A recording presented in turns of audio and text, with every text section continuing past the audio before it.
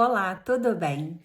Para você que já me conhece, olá, e para você que não me conhece, olá também, eu vou me apresentar.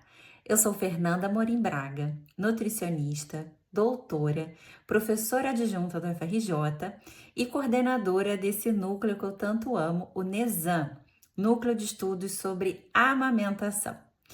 Promessa é dívida e eu trouxe para vocês hoje, rapidinho, uma aula que eu já tinha aqui no meu computador, mas que eu achei super pertinente e que vai conversar um pouquinho com o que vocês me pediram naquelas caixinhas de pergunta.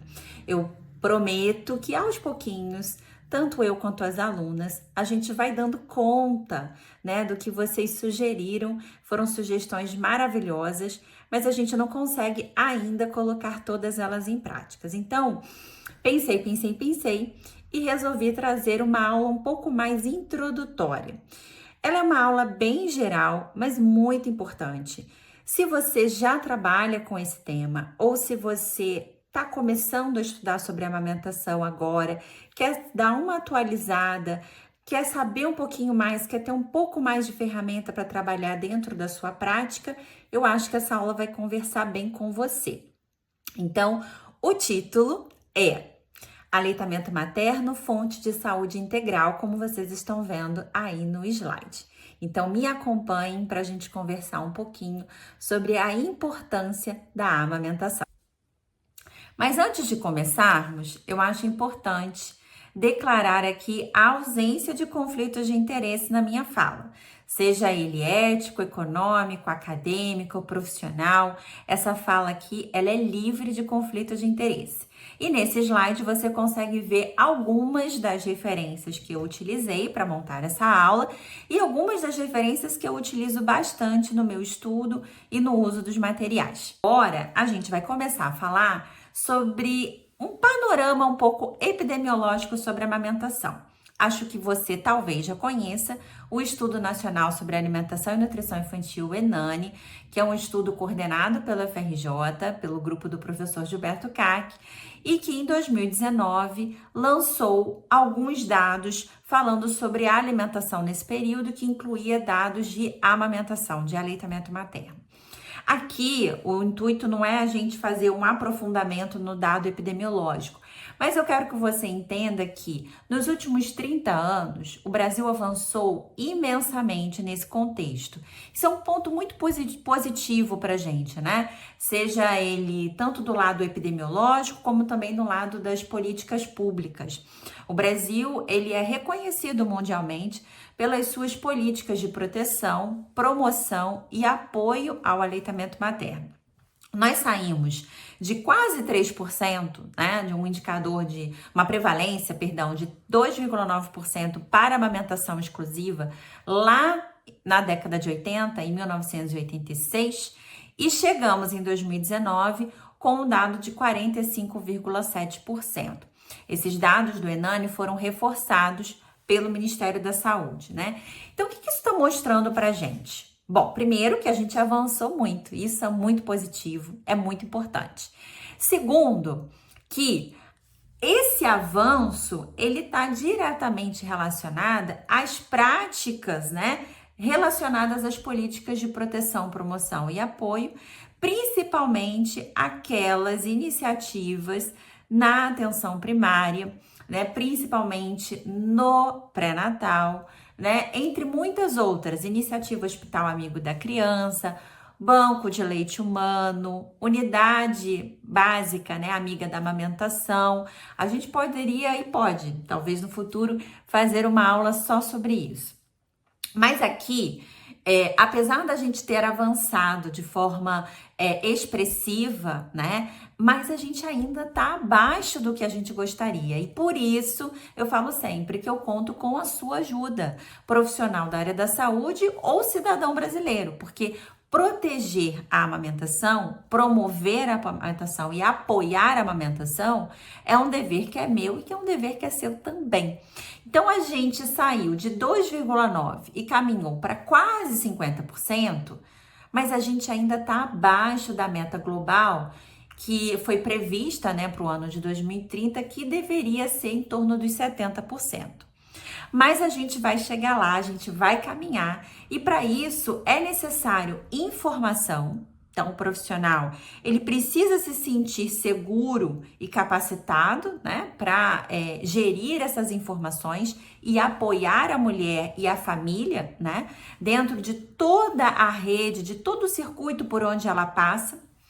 Mas é também um ponto para que a gente ligue aí o nosso alerta. O que está acontecendo que a gente não está conseguindo avançar tanto para alcançar essa meta?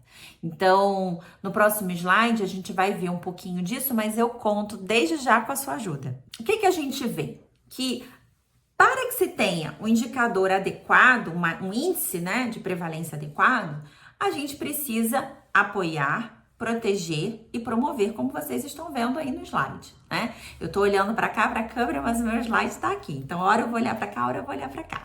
Então, o que a gente precisa fazer? O que está dentro desse cesto para promover, para proteger, para apoiar?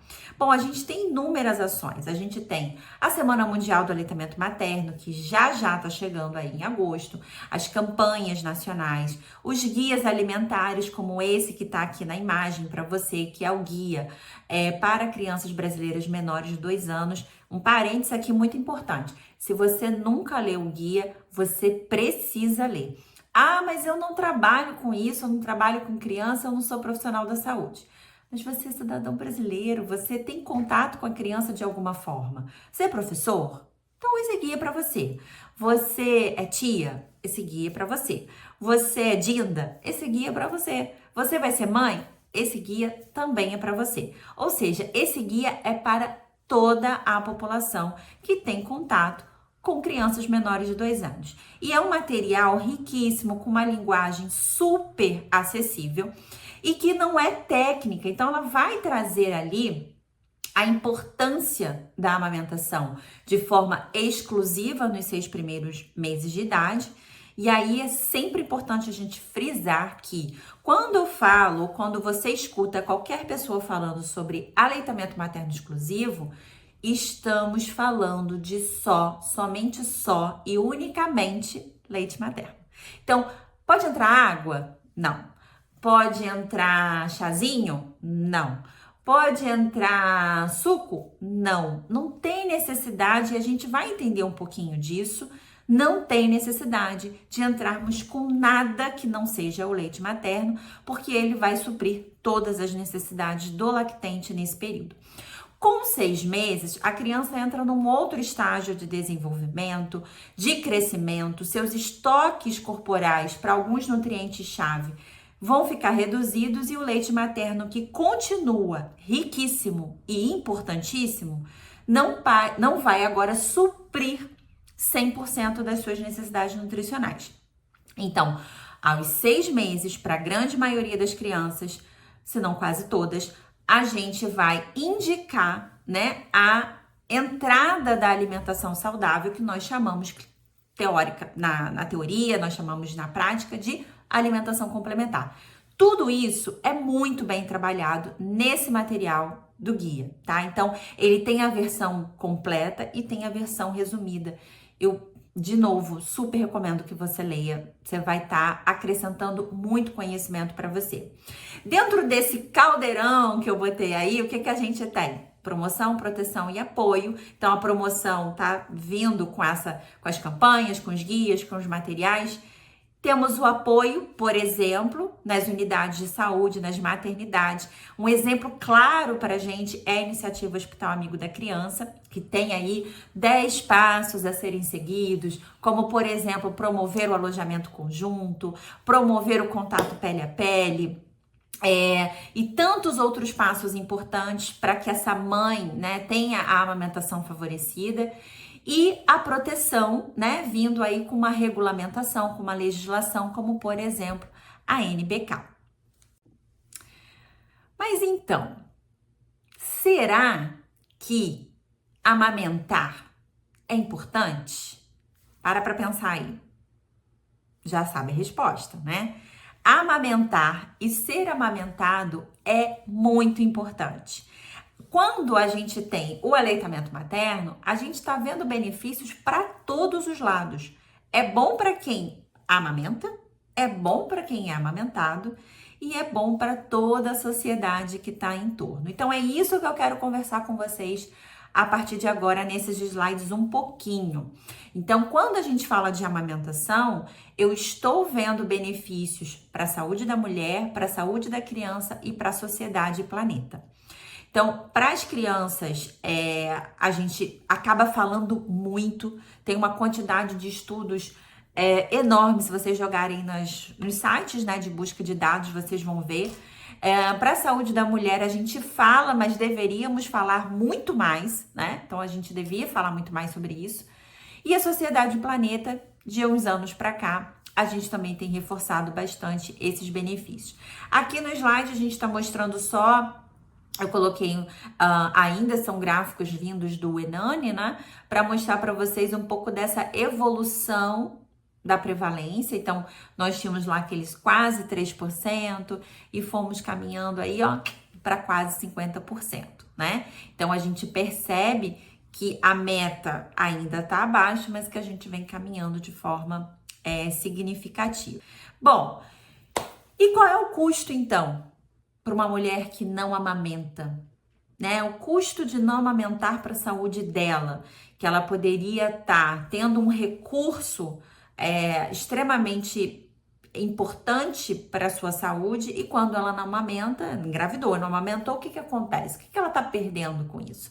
Vamos entender um pouquinho melhor. Então, a amamentação, se vocês entrarem lá no site do INCA, vocês vão ver que ele diz, isso aqui é uma cópia, né, do que tá lá, que a amamentação por pelo menos 12 meses reduz os riscos de câncer de mama em até 48%. E essa proteção, ela é acumulativa, ou seja, ela aumenta à medida em que a mulher vai amamentando por mais tempo. Ou seja, para cada 1 mês de amamentação, ela vai tendo mais benefícios. O próprio site do INCA coloca que esses benefícios não são exclusivos para o câncer de mama. Essa mulher, ela também fica protegida para o câncer de útero, né, do colo do útero e ovário. No caso do câncer de ovário, para cada 1 mês de amamentação, é estimado uma redução de 2%. Gente, quando a gente fala de câncer, qualquer percentual tá valendo, né? Porque o câncer, ele tem uma relação, é complexo, a gente sabe que tem a questão genética, que tem a questão ambiental, né? Então, do estilo de vida. Então, qualquer coisa que você faça na sua vida que reduza o seu risco de ter essa doença é muito importante. Além disso, quando a gente está falando da mulher que está amamentando, a mulher que amamenta, ela tem um aumento do intervalo interpartal. O que é isso? Entre partos, ou seja, entre gravidezes. Então, significa que ela vai demorar na amamentação exclusiva e depois na amamentação complementada, ela vai demorar a engravidar. Isso acontece para a grande maioria das mulheres, né? Além disso, ela vai ter uma menor perda de sangue, consequentemente, ela fica mais protegida contra as anemias nesse puerpério, né? Então, é importante que a gente converse com ela sobre os múltiplos benefícios. E para fechar esse ponto, eu quero destacar a relação da amamentação com a redução do risco das doenças crônicas não transmissíveis. Eu, Fernanda, não gosto de priorizar na minha fala, quando converso com as mulheres, porque isso é uma demanda muito delas, assim, quando a gente faz uma roda de conversa, ou até na pesquisa que a gente tem aberto, quando a gente pergunta assim, você sabe por que amamentar é importante para você? Muitas mulheres respondem a perda de peso. E eu não gosto de dar essa valorização, né? Na verdade, a amamentação, ela faz sim, ela auxilia que essa mulher, ela tenha uma perda relativa ao ganho de peso que ela teve na gestação, porque durante a gestação ela ganhou o peso do bebê, dos anexos fetais, como placenta, líquido amniótico, né? E ela também fez reserva de gordura. Quando o bebê nasce, ela perdeu uma boa parte desse peso e ficou ainda com as suas reservas de gordura, reservas de volume, né? E é muito comum as mulheres virem ou com uma certa ansiedade ou com esta informação. Ah, eu vou amamentar porque eu vou emagrecer. E eu não gosto de trazer essa relação, porque isso não é exatamente assim. Embora amamentar traga, sim, uma perda, ajude nessa perda relativa de peso, mas o benefício não é isso, né? Não é balança, não é o que eu tô vendo na balança. É que essa mulher ela vai ter uma menor retenção desse peso e, consequentemente, ela reduz o risco dela de extrapolar o seu indicador nutricional, ou seja, o seu extrato, né, de estado nutricional. E com isso, melhora a sua sensibilidade à insulina, reduz o seu risco cardiovascular. Então, eu gosto de trabalhar mais com a redução dos fatores de risco para doença crônica não transmissível, tá? E para criança, que como eu disse, a gente encontra aí milhares de artigos, né, falando sobre isso. Ainda bem, a gente percebe que é muito importante para a criança ser amamentada. Estima-se que a amamentação poderia prevenir cerca de 823 mil mortes por ano em todo o mundo. Por que isso? Porque quando a gente promove a amamentação, a gente sabe que a gente está dando o melhor alimento para aquele bebê e é um alimento que está adaptado às suas questões fisiológicas, ao seu momento biológico e que vai fornecer nutrientes, vai fornecer água, ou seja, vai fornecer uma nutrição e uma hidratação de qualidade, mas vai fornecer a ele também fatores bioativos que não são encontrados nas fórmulas lácteas, fórmulas infantis e nesses produtos industrializados. Então, quando a gente fala que uma criança não é amamentada, isso traz um custo, isso é verdade. E aí, quais seriam esses custos, por exemplo? A amamentação, ela protege contra o excesso de peso e diabetes, ou seja, ela protege contra as doenças crônicas não transmissíveis na vida adulta. Ela garante um melhor desenvolvimento cognitivo e motor. Existem inúmeros estudos que relacionam o tempo de amamentação, a qualidade, né, ali do leite materno, a composição nutricional e o desenvolvimento cognitivo, neurocognitivo das crianças e QI. Então, a gente sabe que quanto maior o tempo de amamentação, ou seja, quanto mais meses, né, essa criança for amamentada, mais desenvolvimento ela vai ter e os estudos mostram uma relação positiva com o desenvolvimento desse QI. A gente sabe que crianças que são amamentadas têm o seu sistema imunológico melhor desenvolvido e por isso ficam menos doentes. Então, principalmente para as doenças respiratórias comuns da infância e também para as alergias alimentares, né? Então, por quê? Porque você está dando algo que é extremamente biológico, vivo, que se modifica e é adaptado para a fisiologia e momento do desenvolvimento que aquela criança está. Aí eu trouxe aqui um exemplo de uma meta-análise com 6 estudos de alta qualidade que mostrou que a amamentação, pelo menos em alguma vez na vida daquela criança, por algum determinado tempo, foi associada a uma redução de 36% da morte súbita infantil. Como eu disse lá para a saúde da mulher que todo o tempo conta, todo o percentual que ela vai ter de reduzir a chance dela de ter um câncer é importante, aqui é a mesma coisa. Cada gota conta, cada tempo conta. Então, a gente precisa tentar sempre priorizar para essa família a amamentação exclusiva nos 6 primeiros meses e complementada com a alimentação saudável até os 2 anos ou mais da vida dessa criança.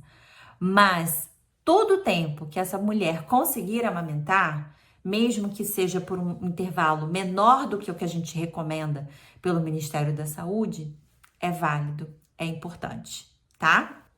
E quando a gente fala do planeta, que eu falei lá atrás, que hoje a gente já traz aí alguns estudos falando sobre isso, o custo de não amamentar também pesa nesse planeta aqui que a gente vive, né? Então, estima-se, por exemplo, olha lá, uma perda de 300 bilhões de dólares anualmente porque as crianças não estão sendo amamentadas. E da onde é isso, né? Qual é a relação? Então, por exemplo, quando a criança não está sendo amamentada, ela vai precisar receber uma fórmula infantil, um composto lácteo, um produto industrializado, né?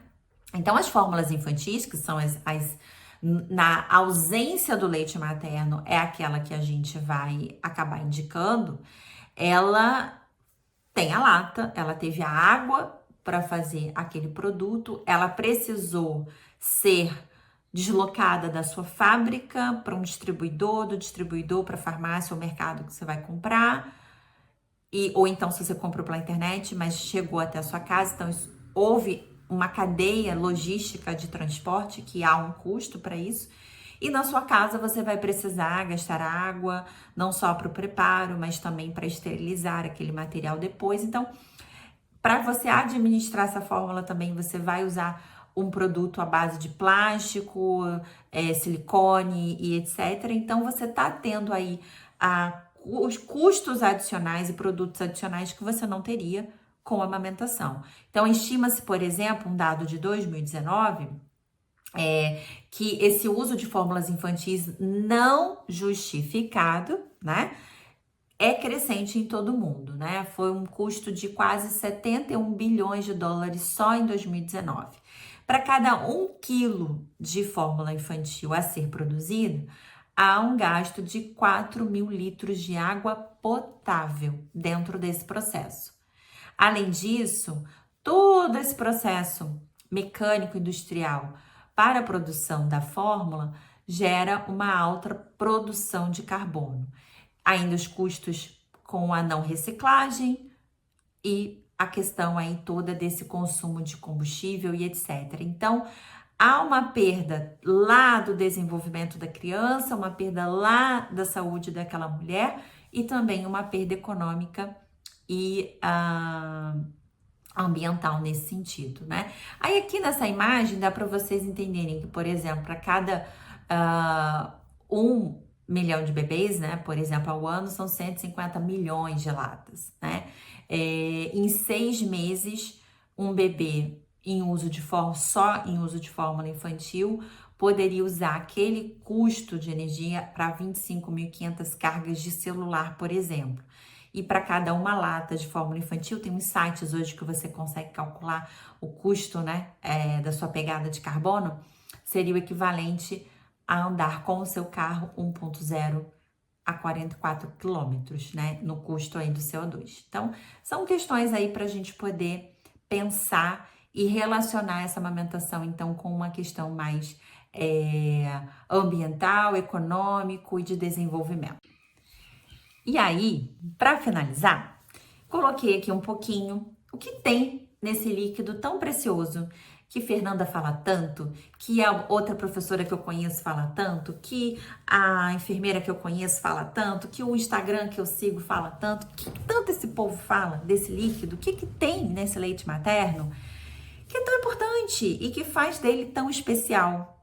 Porque é especial, né? É único, é vivo, é biológico.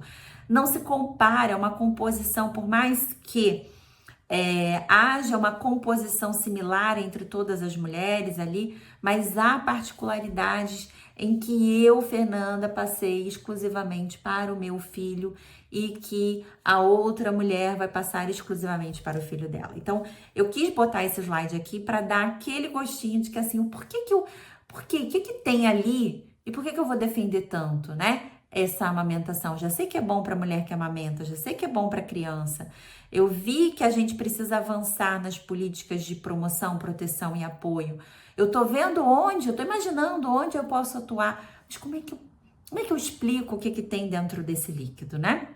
Então, o leite humano, como tá dizendo aí no slide, é completo, adequado para a saúde do bebê humano, tanto na sua composição nutricional, como também nos seus fatores de bioativos não nutritivos, que promovem ações importantes para a sobrevivência e o desenvolvimento saudável, né? Então, o que eu quero dizer? Falei, eu tô dizendo que ele é perfeito. Por quê? Porque ele tem tudo. Ele tem todos os nutrientes que o bebê vai precisar e ele é um líquido vivo e dinâmico, totalmente personalizado. E a gente vai entender um pouquinho. tem inúmeros compostos vivos, ativos, e a ciência a cada ano descobre um pouquinho mais sobre isso. Então, tem célula? Tem. Tem fator de crescimento? Tem. Tem agente anti-inflamatório? Tem. Tem imunoglobulina, anticorpo? Tem. Tem prebiótico? Tem. Tem. E aí a gente vai falar aqui um pouquinho sobre isso, né? Bom, existe aí algumas fases e características do leite humano que a gente precisa e a gente pode comentar aqui um pouquinho, né? Então, em relação às proteínas, por exemplo, ela não é afetada pela dieta materna, pelo menos o que a ciência coloca hoje, né? Ela tem todos os aminoácidos essenciais e não essenciais. Aí eu dei alguns exemplos aqui: caseína, alfa-lactobumina, lactoferrina, IgA secretora, lisozima, albumina, compostos nitrogenados como, por exemplo, nucleotídeos e aminoácidos. Tem a lactoferrina, por exemplo, eu dei esse destaque porque existem muitos artigos, depois eu recomendo que você jogue lactoferrina, né, que é o nome em inglês, lá no PubMed, que você vai ver falando que é a proteína do soro mais abundante, vou ler aqui o que eu botei para vocês, no leite humano, e está relacionada com a função imunomoduladora e antimicrobiota. Ou seja, ela protege, ela é antimicrobiana, ou seja, ela tá ali fazendo uma proteção. Protegendo, então, esse recém-nascido de infecções. É importante a gente lembrar que esse recém-nascido, ele nasceu com um trato gastrointestinal e um sistema imunológico muito imaturo. E ele sai de um ambiente mais controlado e entra nesse ambiente que a gente está aqui, cheio de vírus, de bactérias, de fungo, protozoários. Então, ele tá tendo contato com esse mundo externo. Então, o leite humano, ele vai ali ajudando nesse amadurecimento desse sistema imunológico. Aí aqui eu coloquei mais um pouquinho sobre a lactoferrina para trazer um pouco essa pegada da fala mais para o sistema imunológico, né? Então, o leite materno, falando dela especificamente, é uma glicoproteína, tá presente aí na saliva, na nossa lágrima e no leite humano, né? E ela tem essa função antimicrobiana, né? Essa função aí de modulação do nosso sistema imunológico. Lembrando aí essa relação que eu comentei, ó, que o bebê, ele tá nessa imaturidade imunológica. Então, receber esses anticorpos e receber essas substâncias, esses compostos bioativos, isso vai ajudar nesse amadurecimento com o passar do tempo. Por isso que quanto mais tempo esse bebê é amamentado, melhor. Ainda falando de outras características, vou trazer um segundo macronutriente, que são as gorduras.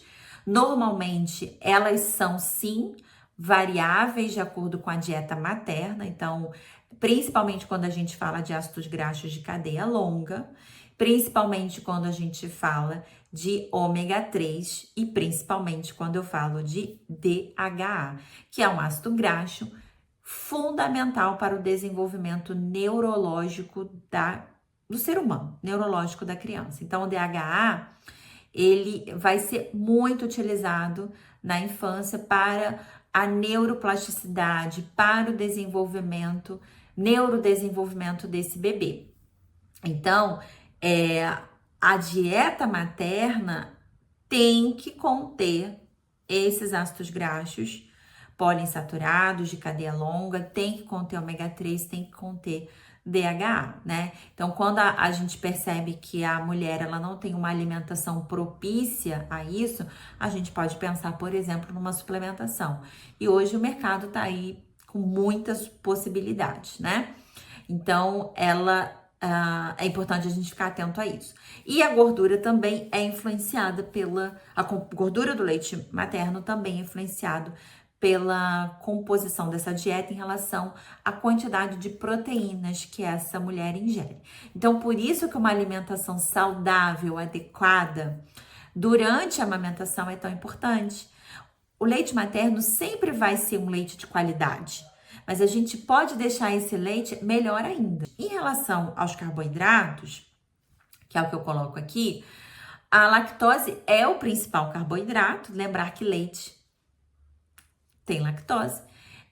Então, é o principal componente desse macronutriente no leite humano. Mas a lactose do leite humano é diferente da lactose do leite de vaca, por exemplo. Então, ela é na criança, né, pequena, ali no lactente, ela já vai ser parcialmente digerido, né, esse carboidrato. E a outra parte que não é digerida, ela vai chegar intacta ao intestino, e é para que isso aconteça, para que lá ele seja digerido para ter a colonização intestinal, para ser utilizado pelo microbioma, né? Por aquele sistema microbiano intestinal ali, que a gente chama também de microbiota, vai favorecer o desenvolvimento de bactérias benéficas para a saúde humana, né? E o leite materno tem os famosos HMOs, que a indústria descobriu e gosta de colocar isso como um fator, assim, ulala, né? A minha fórmula tem HMO. Bom, o leite humano tem muito mais, né? Então, as fórmulas infantis colocam aí 2, 3 tipos, talvez um pouquinho mais. Teria que checar aí as que estão hoje no mercado, mas o leite humano tem uma variedade de oligosacarídeos do leite humano, e HMO é dessa sigla, né, porque vem do inglês. Então, é muito interessante que a gente favoreça também por isso. E esse oligosacarídeo, ele vai ser importante para essa colonização, é um prebiótico, né? Então, ele vai ser usado aí para colonização desse microbioma, né? E aí eu chamei atenção aqui nessa observação. Olha aqui, ó. Por muito tempo, acreditou-se que o leite materno era estéril, ou seja, não tinha elementos vivos, né? Mas recentemente, alguns estudos, recentemente que eu digo, há de uns 10, 15 anos para cá. Isso em ciência, né? Foi ontem. Alguns estudos mostram que o leite humano abriga uma comunidade microbiana relacionada com as características maternas, ou seja, individualizado, viu? E relacionado com o curso, ou seja, com o tempo da amamentação. Quer dizer que o colostro tem um microbioma e o leite maduro tem outra. Quer dizer que quando a criança é muito novinha, tá ali nos seus primeiros 6 meses, os estudos mostram um tipo de microbioma. Quando a criança já está lá na alimentação complementar, os estudos mostram outros. Então, isso está muito relacionada com essas. Lembra que eu falei? É um líquido vivo que se adapta ao desenvolvimento. Então, esses HMOs, ou seja, esses oligosacarídeos do leite humano, influenciam a colonização intestinal do bebê e essa comunidade microbiana de leite humano. Falando em microbioma, fiz alguns destaques aqui para vocês. Olha lá, a composição microbiana do leite materno parece ser única para cada indivíduo, com as contagens bacterianas aumentando com o estágio da lactação. Acabei de falar isso lá atrás, hein? E com a diversidade dessa alimentação. De novo, olha a importância da gente fazer um aconselhamento nutricional, uma boa orientação para essa mulher que amamenta. Muitas mulheres, depois que acaba o pré-natal, teve o seu bebê, ela deixa de olhar para ela e passa a olhar só para o seu bebê. Ela leva o bebê para tomar todas as vacinas, para ir a todas as consultas com o pediatra, mas ela não volta pro aconselhamento nutricional, para consulta com seu ginecologista, não vai procurar outros profissionais da equipe multidisciplinar. E a gente, enquanto profissional de saúde, precisa cuidar dela de forma ampla. Nisso aqui também, valorizando uma alimentação saudável nesse período, né? E aí, olha o que aqui esse estudo vinha falando, né? Que essa diversidade, ela vai aumentando nesses primeiros 3 meses. Eu já dei essa cola lá atrás, né? Comparado ali ao período pós-parto. Essa diversidade pode ser maior no colostro, quando a gente compara, então, com o leite de transição imaduro. Por que será, hein? Alguém saberia me dizer? Deixa aqui nos comentários que eu vou gostar de ouvir de você. Por que que você acha que tem uma maior variedade, uma maior quantidade ali nesses primeiros momentos da amamentação com colostro do que no leite maduro? Deixa aqui para mim. Bom, observou-se também que mulheres com sobrepeso e aquelas que ganharam muito peso na gravidez abrigam mais bactérias patogênicas do que as mulheres que não têm sobrepeso e obesidade ou que não ganharam tanto peso. Essas, então, abrigam mais bifidobactérias. Será que tem a ver com o tipo de alimentação dessa mulher? Tô me perguntando aqui, você está se perguntando aí? Então, deixa aqui também. Há evidências de que o microbioma intestinal materno se transforma no final da gravidez. Olha lá, para promover insensibilidade à insulina, inflamação e o ganho de peso. É verdade, né? O ganho de peso ali no terceiro trimestre costuma ser um pouco mais acelerado. E que essa mudança varia amplamente entre as mulheres. Volto a dizer, nós somos indivíduos. Então, o meu leite é o meu leite porque ele tem a minha característica. Apesar de ter a mesma proposta de composição nutricional para os macro e micronutrientes, né? Mas ele é individualizado nessas partes, ele é individualizado nos compostos bioativos, né? Porque eu tenho uma história e você aí tem a sua, né? Bom, é possível que a maior diversidade da microbiota na amamentação de mulheres que ganharam mais peso durante a gravidez possa resultar dessa mudança na microbiota intestinal materna, talvez devido a alterações na permeabilidade intestinal. Tô aqui pensando, será então que é importante cuidar desse microbioma materno? Pensando já na amamentação, pensando já na colonização. Tô até parecendo egoísta, né? Que eu não tô pensando nem na própria saúde dela, que todos esses benefícios que uma modulação intestinal adequada traz para a saúde dela. Mas falando bem de forma objetiva para a amamentação e para a saúde do bebê, será que isso é importante? Será que eu posso pensar, então, em talvez suplementar, além da alimentação saudável? É necessário? É obrigatório? O que se pode fazer para melhorar esse cenário? Me conta aqui também. Porque dependendo do que vocês colocarem aí, vai que a gente faz uma conversa, um tema só sobre isso, né? Vamos lá? Conto com o seu comentário aqui para a gente continuar discutindo sobre isso. Aí, esse slide traz essa monte de informação. Vai até assustar um pouquinho, mas não é para assustar, não. É só para dizer que tem tanta coisa. Olha, como é positivo. Tem muito fator bioativo no leite humano. E isso aqui não tem na lata. Não tem. Então, o seu leite tem células, o seu leite tem anticorpos, o seu leite tem citocinas, o seu leite tem fatores de crescimento, o seu leite tem fatores de fagocitose, o seu leite tem hormônio, o seu leite tem fatores antimicrobianos, tem, enfim, oligosacarídeos. Olha aí, eu saí circulando alguns que são aqueles que chamam mais a nossa atenção. Tem tanta coisa. Na lata, não tem. Então, já te dei aí, nem sei quantos minutos a gente tá aqui falando, bons motivos pra gente pensar na saúde da mulher que amamenta, na saúde dessa criança que vai receber o leite, na saúde da sociedade do planeta, que vai ajudar a gente a se desenvolver enquanto coletividade. E já te dei inúmeros fatores do que tem nesse leite para você defender isso com unhas e dentes, pensando que de fato, acreditando e sabendo que de fato é o melhor alimento para um bebê, né? Então vamos lá.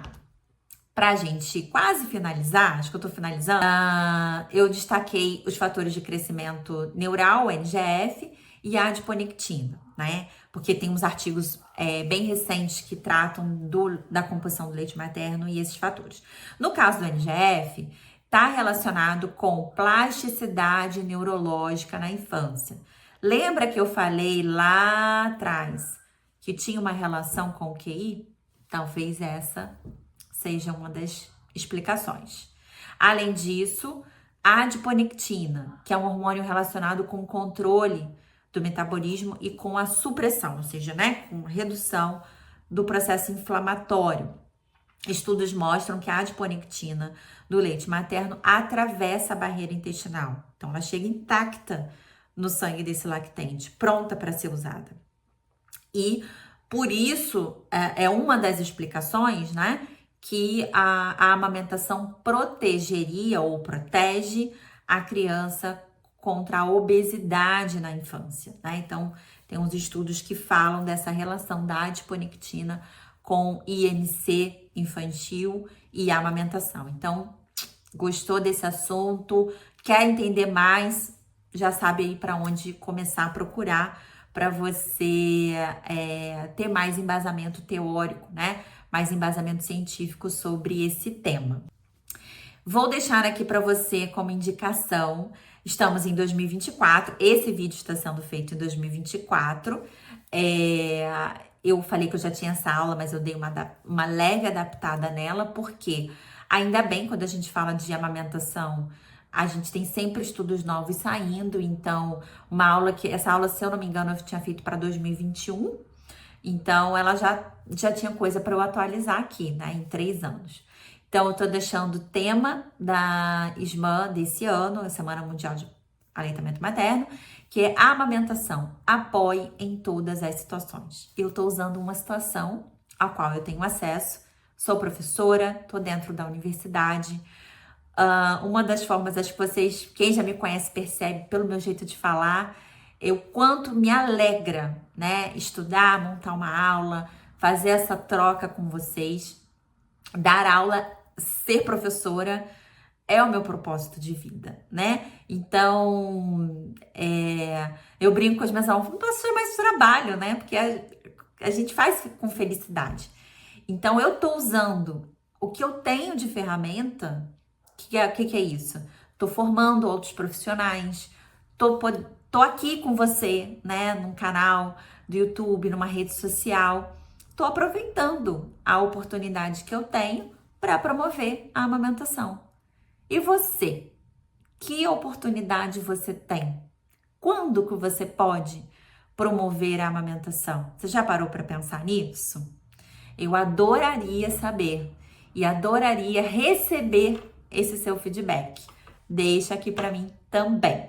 E deixo para você, para finalizar, uma sugestão de uma playlist que a gente tem aqui no nosso canal do YouTube e tá lá na nossa rede social, né, no Instagram, que foi a nossa SMAN em 2020 ou talvez 2021, não. Foi no contexto da pandemia que nós fizemos uma série chamada 10 Minutos pela Amamentação. Foi um programa mesmo, com entrevistados, com pessoas convidadas de altíssimo gabarito, como se diz por aí, né?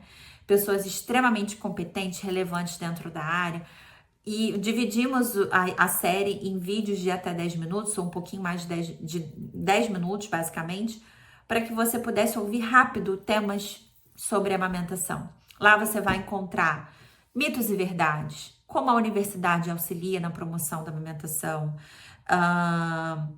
o que traz benefício para a saúde da mulher, NBCal. Nossa, tem muita coisa boa.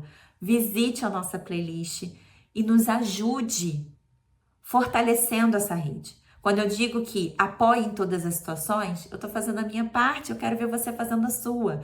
Então aqui, eu não sou youtuber, não ganho dinheiro com YouTube. Quando assim, você compartilhar essa aula, você compartilhar esse vídeo, é riquíssimo pra gente. Nós somos um canal, né, muito pequenininho, que tem o intuito de ajudar estudantes, sociedade, profissionais, né, com temas voltados hoje sobre amamentação. Então, ajude a gente, compartilhe a nossa série. Use, se você é professor, talvez use um dos vídeos na sua aula. Você tem uma amiga, tem um vídeo lá que dá para... isso aqui conversa bem. Passa lá no WhatsApp. Apoie em todas as situações. Faça você também a sua parte, tá? Eu tô contando com isso, viu? Bom, então, Eu já reforço aqui, né, a minha ausência, né, de conflito de interesse e deixo aqui o meu contato, né? Deixo aqui. Eu tô fora lá da minha rede social, mas deixei aqui também, mas tem a rede social do Nizam, que sou eu que coordeno, e tem também os meus e-mails, tanto o meu quanto o e-mail do Nizam. Eu quero muito ouvir você, tanto aqui nos comentários como por lá, tá? Foi uma alegria poder gravar essa aula, mesmo que rapidinho. Vocês percebem que eu fiquei bastante contente, né? Eu espero que você também tenha gostado e que ela sirva para você de alguma forma. O meu muitíssimo obrigado por você ter ficado até aqui. Curta, compartilhe, comente, aquele basicão do YouTube. Um beijo bem grande e a gente se vê por aí.